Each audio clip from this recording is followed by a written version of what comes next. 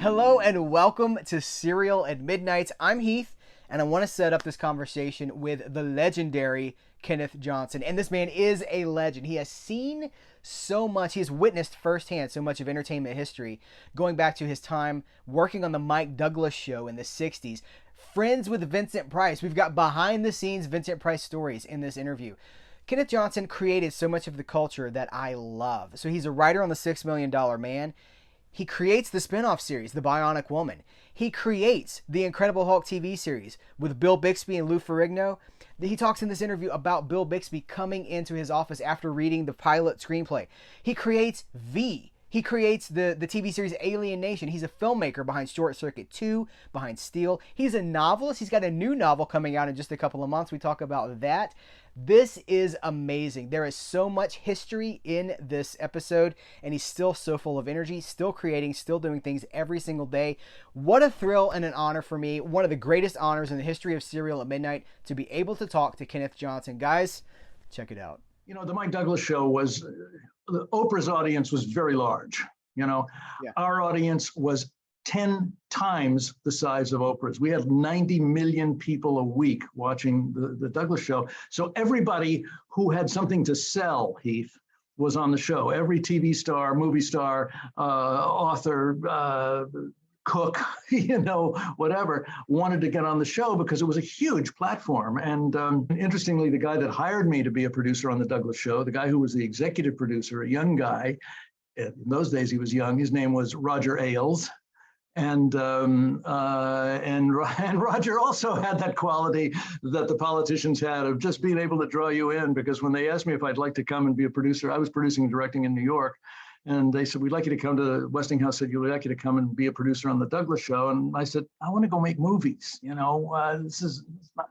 And I said, just go meet Roger. He's an interesting guy. And you walk into the room with Roger Ailes and you immediately know you are not the smartest person in the room. But I got to meet a lot of amazing people, you know, and so I look back at it. And also the other thing too, that I got out of it, I didn't realize till later, was I was working every day live 6 times a week, 90 minutes a day, in front of a live audience. I mean, we had 300 or 400 people in the Douglas show audience.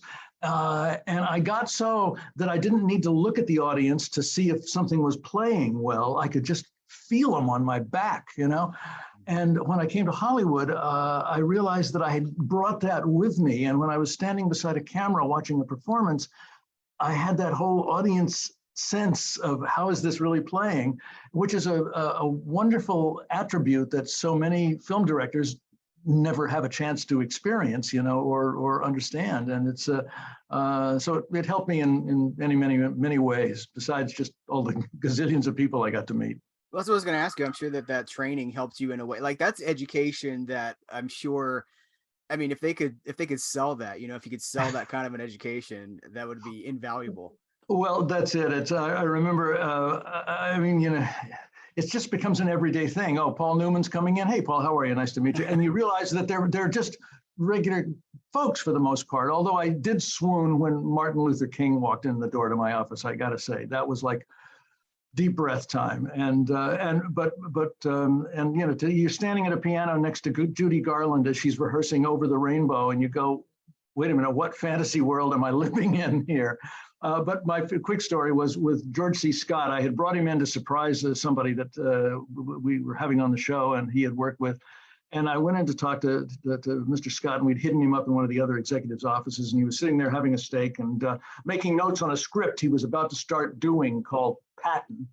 And I said, I got to tell you, Mr. Scott, I am just so intimidated standing here talking to you because I think you are so incredibly talented. I got to step all over my tongue. And he had a big laugh and he said, Kenny, let me tell you about when I met Olivier. You know, and I said, what are you talking about? He said, I was over to England, this big tea over in England, you know, and I looked around and said, oh my God, I'm in a room with Olivier. I'm in a room with Olivier. Oh my, you know, how? And he said, and then he started walking over to me. And I was so nervous. He said, I stood up to say hello and I spilled my tea all over him. So it was, it made me realize that everybody's got somebody, you know. It's there's a photo of at the premiere of City Lights, 1932, I think, at the Los Angeles Theater in Hollywood, Chaplin's movie. And there's a photo, a 2-shot of Chaplin, and Einstein. And I've always wondered which of them was the more starstruck. Was it Charlie because he was with Albert, or Albert because he was with Charlie? It's everybody's got somebody. But that's right. Wasn't it during your tenure at the Mike Douglas show that you became friends with Vincent Price when he would come? Absolutely. Vincent came to do the show a couple of times, and one time I said, "Hey, you're so connected to the world of Edgar Allan Poe. How about I just set you at the podium and give you a little bit of The Telltale Heart to read?" And we turned the lights down, and Vincent just started reading this, but reading like only Vincent could read it. I mean, he just drew you in, and it was so, and the audience was just starstruck and stunned about the performance. And when I first came to Hollywood, he was one of the first people I went to. He said, he said, "You must come to see me when we were in Hollywood. You have to meet Mary and Victoria, my daughter." And Vincent was great. And I suggested the idea that we do an hour special of him enacting, not just reading, but enacting 4 of Poe's stories that were written in the first person. So they lent themselves to being performed. And we did that, and it was breathtaking. We rehearsed it for several weeks it was the Masonic Lodge there, right across from Grauman's Chinese. Now the Jimmy Kimmel show comes out of there. Vincent and I rehearsed, and it was so great because you think, okay, here's a guy that was already doing Song of Bernadette on the Fox lot the day that I was born, and how can I help him he was just an actor. Once we started working, it was like, what do you think of this? And we would bounce back and forth, and he was great. And the most rewarding thing to me about the piece was that Vincent, in several interviews, said that he felt that it was the absolute best work he had done in Hollywood in 30 years. And I was like, okay, I'll take that. And we were real close friends until he died. And we should tell people you're talking about An Evening with Edgar Allan Poe, is I believe the title of the actual. You wrote it, you produced it, and you directed it, didn't you? Yeah, we did the adaptation. My friend David Welch, who was one of my classmates in high school, and also something of a writer, we went through it together to try to just thin it out a little bit as it needed to be and edit a little bit for the production. But yeah, I produced and directed it as well, and it was a glorious experience because working with such a genius and ending up with a product that was really stunning. And it's still available on DVD and probably streaming somewhere too. But it's worth seeing just to watch this magical man. It's great. Yeah. Well, it's an interesting point in his career too, because he was, as we got into the 60s and into the 60s transition into the 70s, I think he found himself in a different place. Maybe he was doing things. I'm thinking of like the Dr. Phibes movies and Madhouse and things like that. I love this stuff. I love Vincent Price just in general. Now, I never got to meet him, but I do have one of my prized possessions. A viewer actually sent this to me. It's one of his cookbooks. And I opened the cookbook, and there on the first page, it's been autographed by Vincent Price. And so that was like, whoa, that meant a lot to me. Yeah, no, that's great. Yeah, when I first came out, I spent a lot of time at his home. He and Mary had bought this old Spanish mansion on Beverly Glen, 520 Beverly Glen. It's still there up on a hilltop kind of thing. And they bought it in 1950, I think, for like $50,000, and now it's worth gazillions. But it had this huge cathedral ceiling in the living room and all of his pre-Columbian artifacts, because he's a great collector of pre-Columbian art. And a kitchen, of course, he was a gourmand. And the kitchen was the size of my office. It was fabulous. And he'd go in and he'd make incredible lunches for us, and it was a wonderful, wonderul time. Well, do you have any stories about him? I don't mean to put you on the spot, but is there anything? One of the things when I first met him, when we were doing the Douglas show, as a matter of fact, I talked to him about what a shame it was that he had gotten so typecast into doing the Edgar Allan Poe things, because, you know, you do House of Wax and it suddenly makes $1 gazillion, and American International, Sam Arkoff, the head of, you know, gets his claws into Vincent, and he did all the wonderful Corman pictures with the Edgar Allan Poe pictures, and some of them are really, really good. Yeah. It's not that, but still, he had gotten typecast into this corner, and I said, was it frustrating to you as an actor? Because I remember him from Song of Bernadette and from so many other things where he was really an actor, you know, and he worked with Orson Welles in the Mercury Theater, both on radio and in New York. And he said, "Oh, my dear, no, I'm working. I'm a working actor. That's what I want to be, you know, and I have fun with what I do." And so he was very content, and never for a moment felt like he should have been doing more important things, you know. But I think he particularly got his teeth into the Poe piece that we did because, well, first of all, it was an hour of me, you know, and every actor loves that. And also, particularly when they've got the gifts that he had, it was wonderful and fun to see. He also, incidentally, told me a story when I told him the George C. Scott story. He said, when I was a young actor, I was performing at a theater up in San Francisco, and Dame Edith Evans was coming in to do a play after us, and she was like the pinnacle of Pekin. And he said, we were having a party where the two casts got together, and he was saying, "Oh my God, I'm in a room with Dame," you know, the same thing. And she came over to say hello to him, and he said, "I took one step backwards and sat in a punch bowl." And it was whoosh, you know. So again, it's a testimony to everybody's got somebody, you know. Yeah. Well, let's talk about you, because, you know, it's interesting to me that there's kind of a thing happening right now where so much of your work is getting Blu-ray releases, and I'm seeing a lot of people. I was telling you when we first started talking that, like, I'm seeing people who are discovering you for the first time. I mean, just in the $6 Million Man, which you didn't, you know, you I think you wrote 8 episodes on that, and you were involved with that. You created. Yeah, I think it was more like 13. Okay. Actually, I wrote 10 myself, and then had to rewrite the other 3 that outside writers had done. Okay. I think I wrote more single episodes on the show than anybody else, even though I was only there for 1.5 seasons before I finally. It's the good news about doing an episodic television show is, when you write something, you really are pretty sure it's going to get produced, because they need the scripts and they got to put stuff on the air. And that's how I got the gig to begin with, when Steve Bochco, who had been my colleague and classmate at Carnegie, and he had gotten his toe into the door at Universal. He came to was in California before I was, and Steve. First of all, he had to drag me kicking and screaming to writing, because I never thought of myself as a writer. I was a really good director. I'm pulling it all together. Oh, and I love that. And you're with people, and you can reach out and touch them. And directing is such a much more fun experience. Writing, you're alone in a closet, you know, and trying to figure out how you're going to make stuff work. And it was not my idea of a good time, but Bochco convinced me that the writing was the way in, because if you're an actor, you can do bit parts and work your way up. If you're a writer, you can write on spec until somebody buys something. If you're a director, nobody wants to hire you until you've done it for somebody else.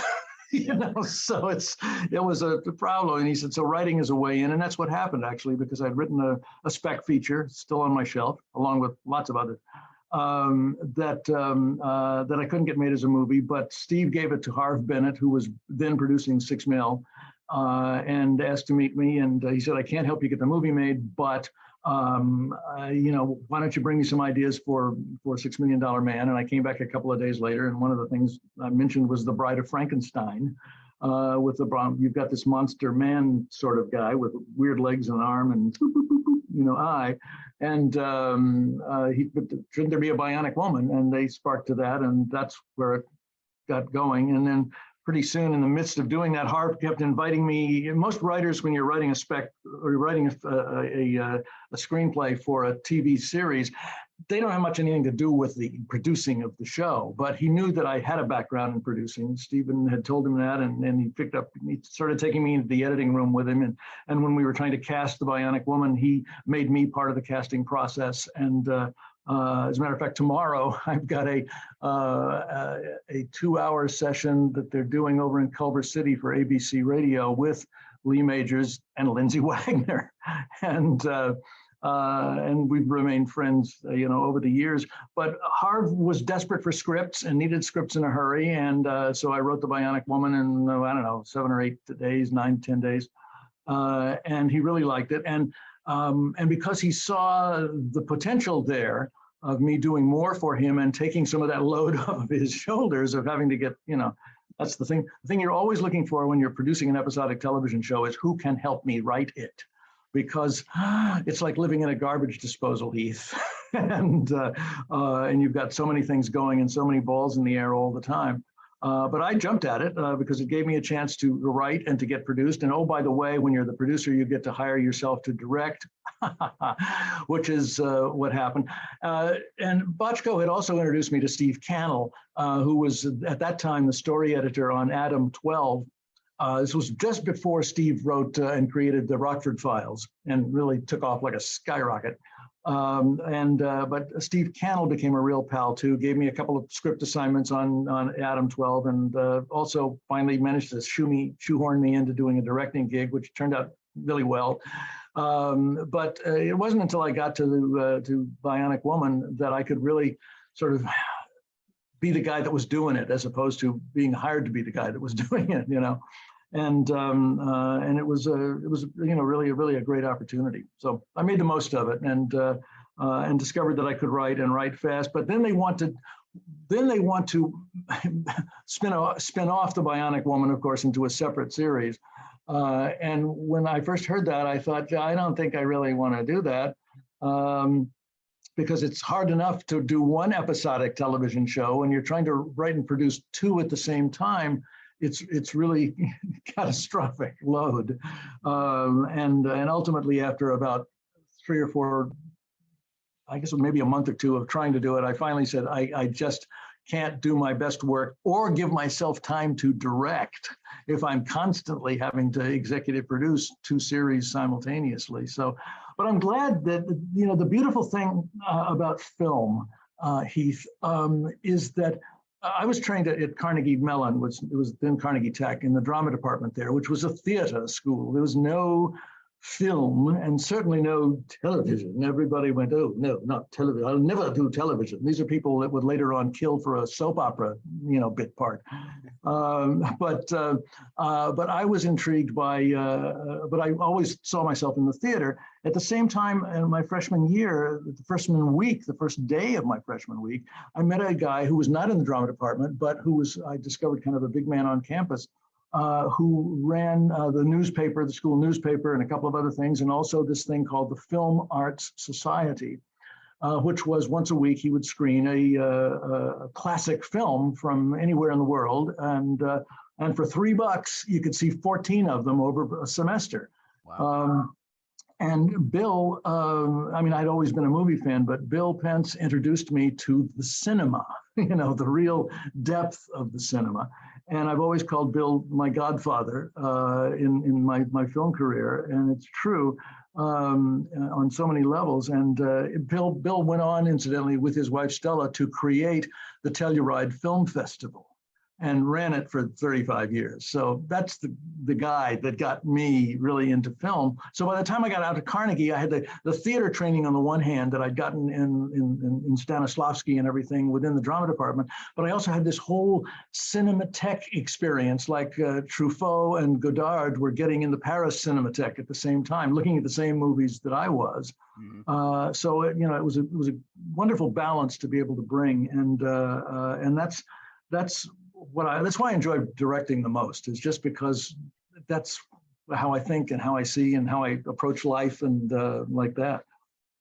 And I'm glad, but I'm sorry, I didn't get to the point that I was going to make, I realized. And that was, the thing is that no matter how wonderful a performance is live in the theater, and we've all had experiences in the theater that can be life-changing, they're powerful, but once they've gone and the curtain's closed, it's gone, except only in your head, The beauty of film is if you capture that performance, then you got it forever. Mm-hmm. And I realized that, and that's one of the great things about the DVDs and now the Blu-rays and who knows what the next phase of it will be. But once you've got the basic content, if it's taken care of, it won't go away. And it's so touching to me when I get emails from people who have just bought the $6 Million Man set, or the Bionic Woman set, which is about to come out. And they talk about how they hadn't watched it much, or they had seen it a little bit when they were a kid, or they'd never seen it before at all, and suddenly realized, oh, there's stuff going on here that's important, and it's not just a kid's show, or either one of them.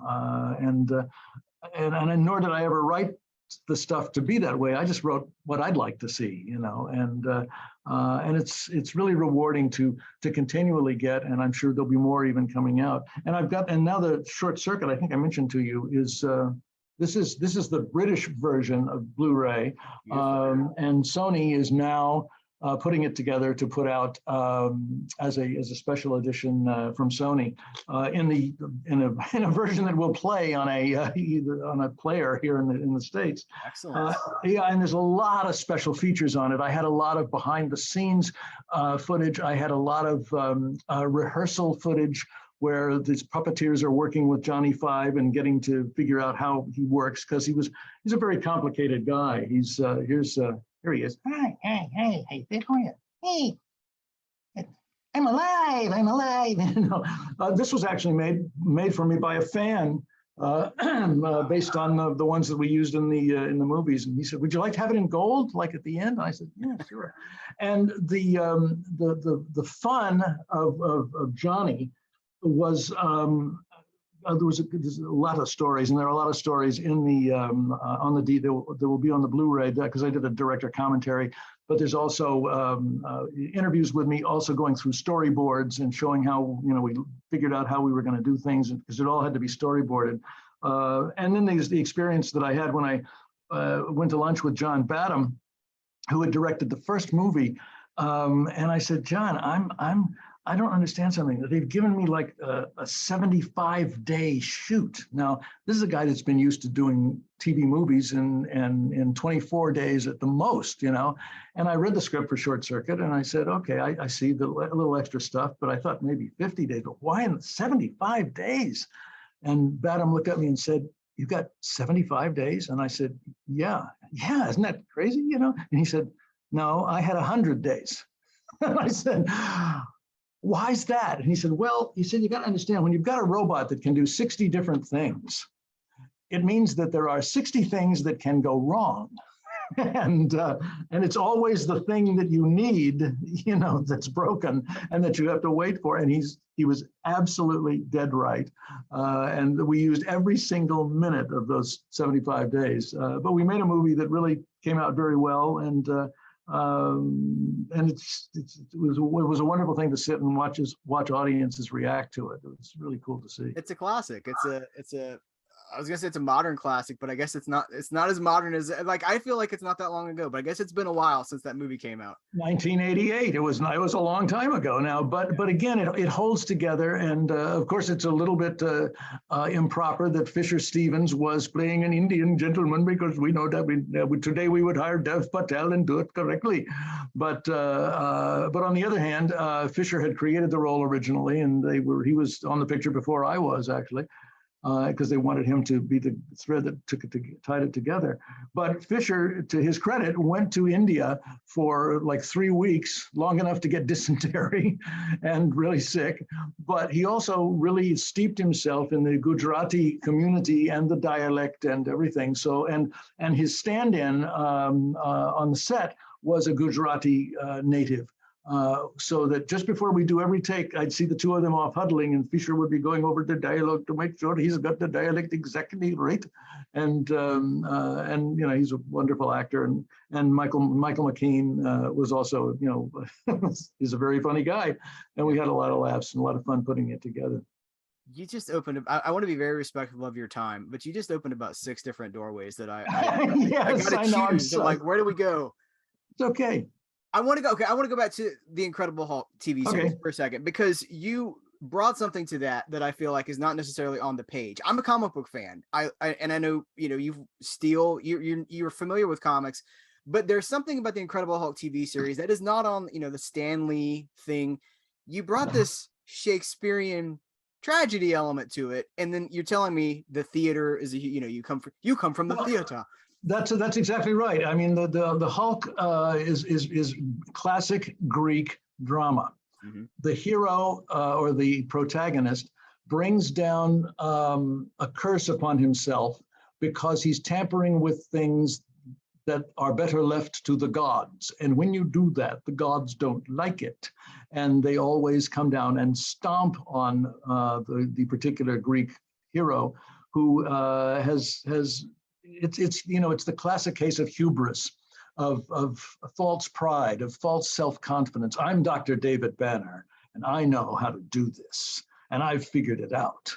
And oops, no, you went too far, and now the curse has crashed down on top of you, and it becomes this quest to try to understand it and to control the demon within. The basic underlying theme of the Incredible Hulk throughout the whole series was self-control, and then that certainly was obvious and clear in the pilot and in several of the particular ones that I wrote myself too. And it was because when we were looking at stories to write, certainly sometimes we'd be looking for an arena that we could get the creature into where we could have some fun with it. But also we were looking for what's it about? A writer would come in and start to tell me a plot, and I'd say, no, forget the plot. What's it about? Is it about obsession, like Banner was obsessed with his wife's death, that he couldn't save her, and he was desperate to find out and obsessed with finding out? Or is this story about greed? Or is this story about alcoholism or drugs? What is the enemy within that is lurking in this story that makes it, a sister show to a sister episode of the Hulk? And that's what we tried to do. And certainly, you can't do it when you're doing 88 hours and time after time after time. But I was so fortunate to have so many really talented writers working with me, Nick Correa and Jim Parriott, who is still one of my closest friends to this day, and the kind of writing that they brought to it. Karen Harris and Jill Sherman. Also, they started out as they pitched a story to me because Karen Harris's brother Robert was running Universal at the time, and he said, "My sister and her co-writer, they're sort of looking for a gig, and they haven't done much. Would you at least let them pitch you a story?" And they came in and pitched the story to me, and it was pretty good. And I said, "Okay, good, write the story." And they brought the story back, and it was okay, but I had to help show them how to fix some things. And then they brought the script to me a little later. And it was a mess, and I ended up having to rewrite it practically from page one all the way through. But then I brought him into the office, and I said, "Here's why I'm doing this with you, because I want you to see why I made these changes so that you don't think it's just some megalomania going on here." And they absolutely understood it, and the show came out great. And a few weeks later, they came back and said, "We got another story idea." And I went, "Oh, really? Okay, well, come on in." And they did, and it was really good. And this time, the story that they wrote was really good.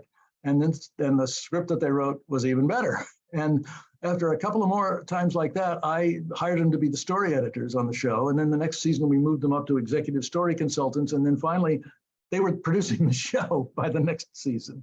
And I love to be able to do that too, to be able to find a writer and nurture them and help them, take their next steps forward. And so because of the writing, that's where it all worked from. And also, obviously, Bixby, when I saw a TV play that he did in 1973, Heath, it was called Steam Bath. And you can get it on Netflix.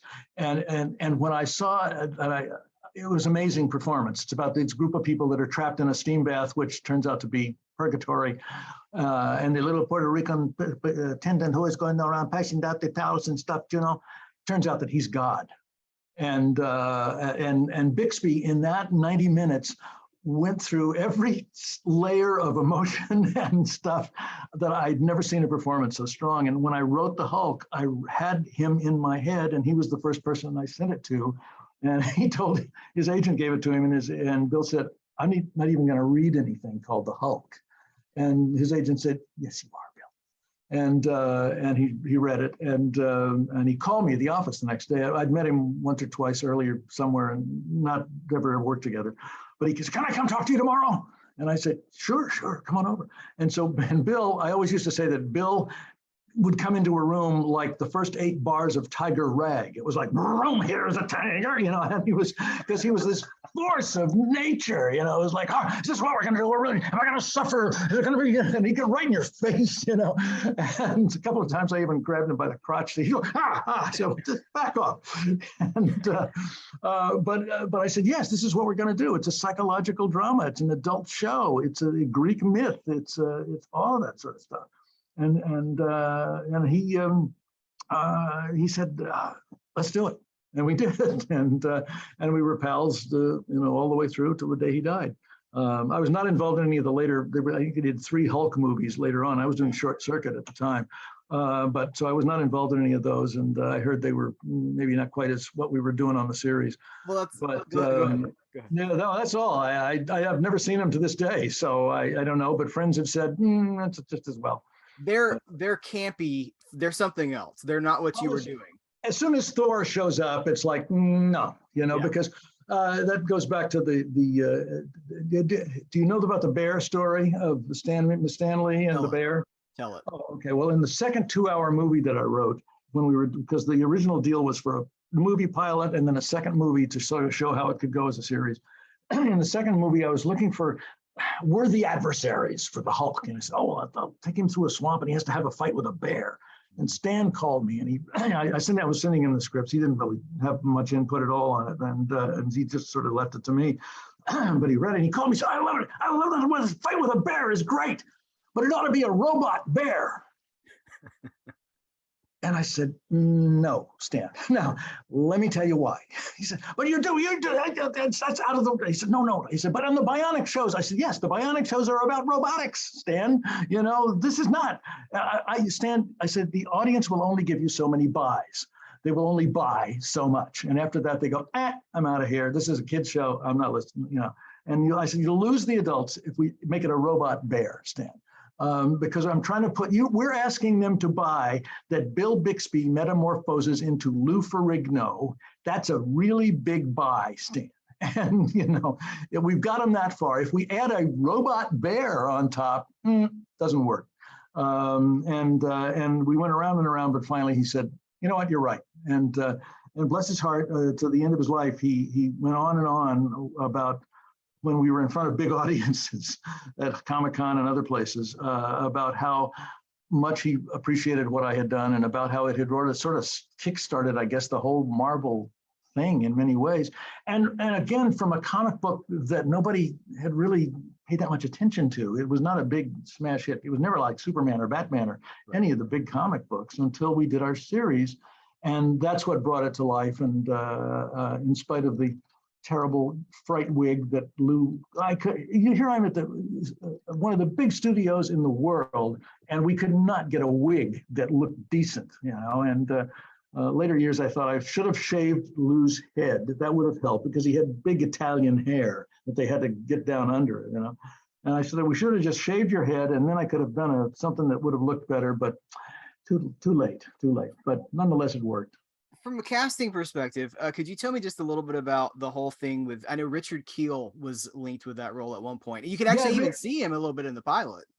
Yeah, there's one shot of him left in the pilot looking down the tree trunk when he tips the tree into the lake, might nod to Frankenstein, obviously. Instead of throwing the girl into the lake, he's trying to get her out of the lake. Yeah, I wanted an actor. You know, I wanted somebody who could act. Yeah. And Dick was, I had seen him before, met him a couple of times, and he was a wonderful actor.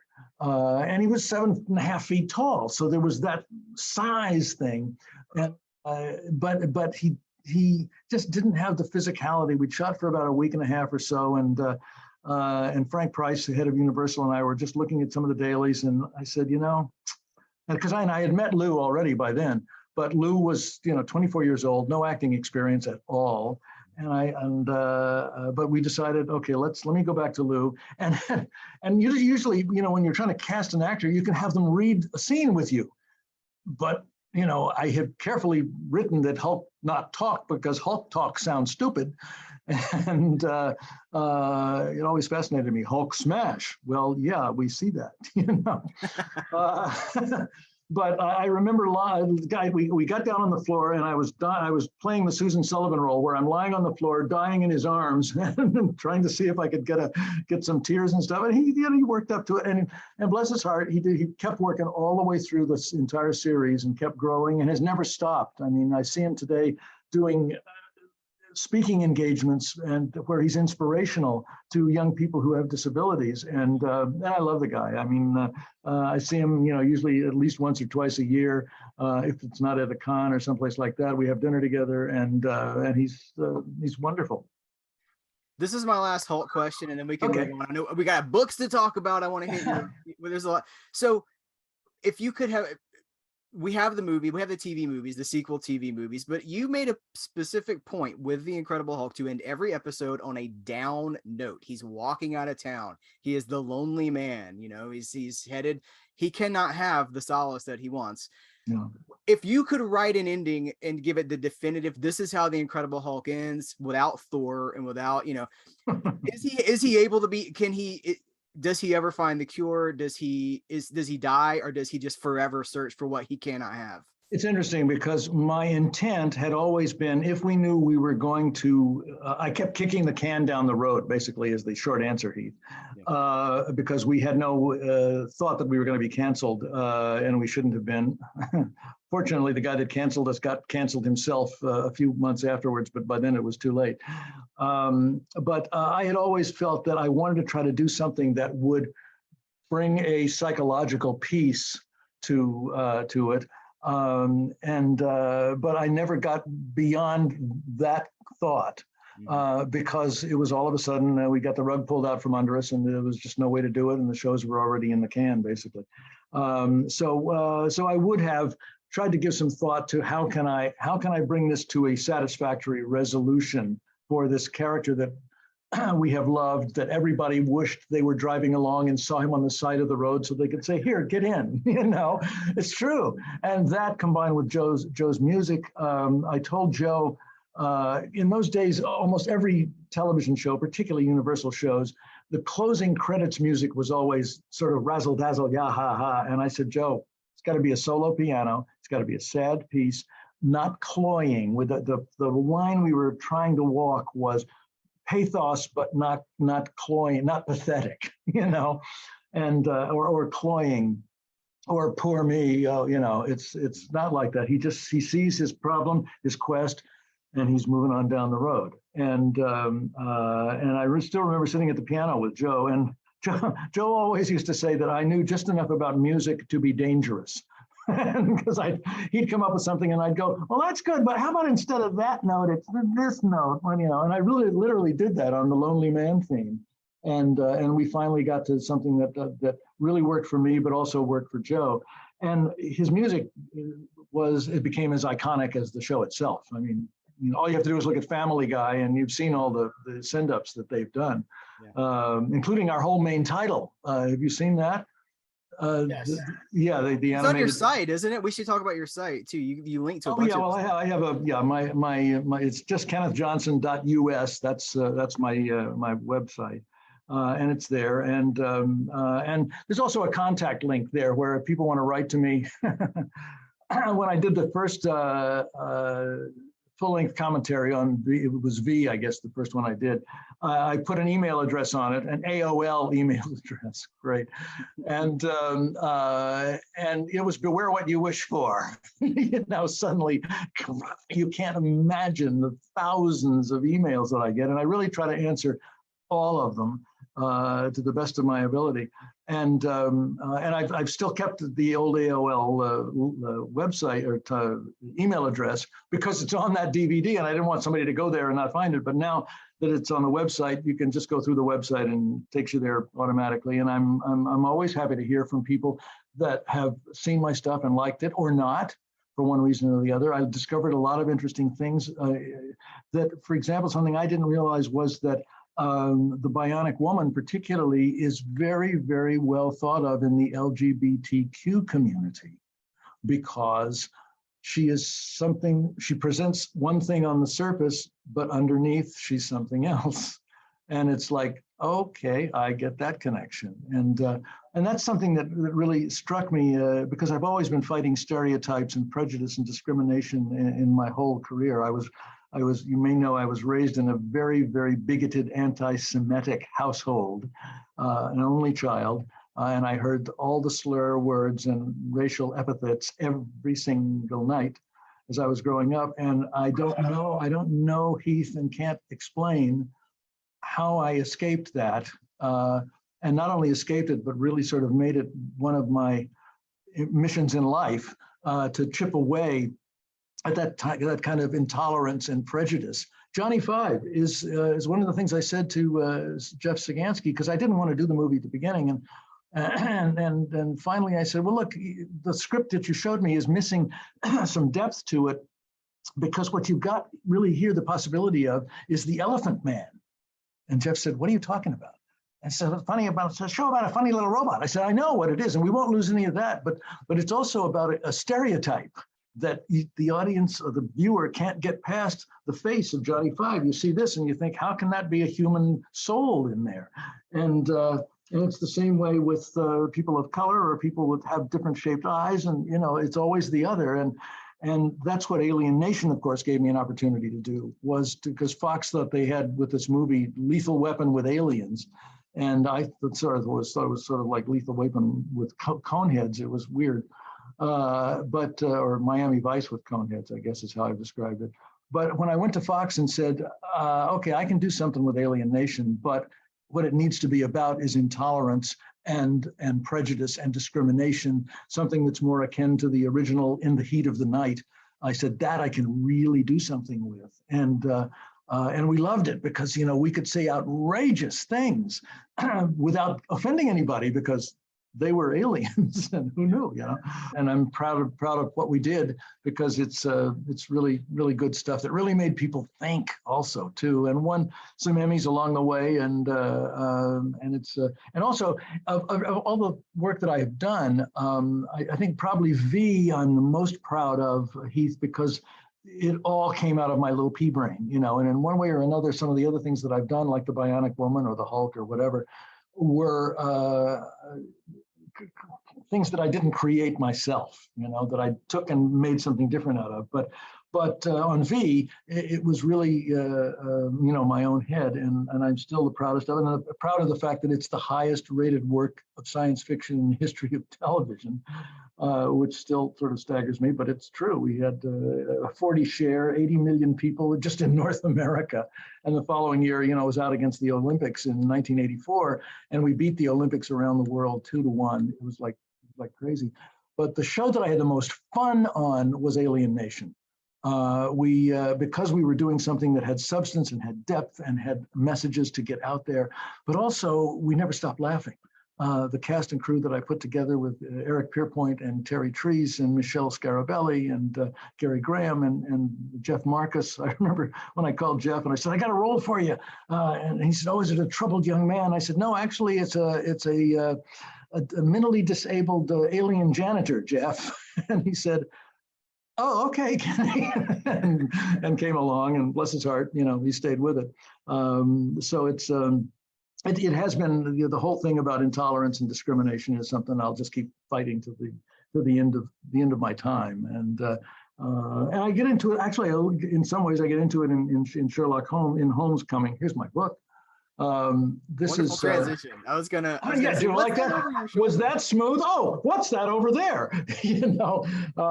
Yeah, this actually is, I suggested the cover idea because one of the scenes takes place, two of the important scenes take place on Pier 7 in San Francisco, and that's where this photograph was taken. This is Pier 7. It's the most spectacular viewpoint in San Francisco, because you look in this direction and you see all of the city, including the tower, and you look the other direction and you're looking at all the bridges, and it's really great. So I suggested this idea for the cover, and the artist Alenka, who works with Blackstone Publishing. This comes out on November 1st, and it's a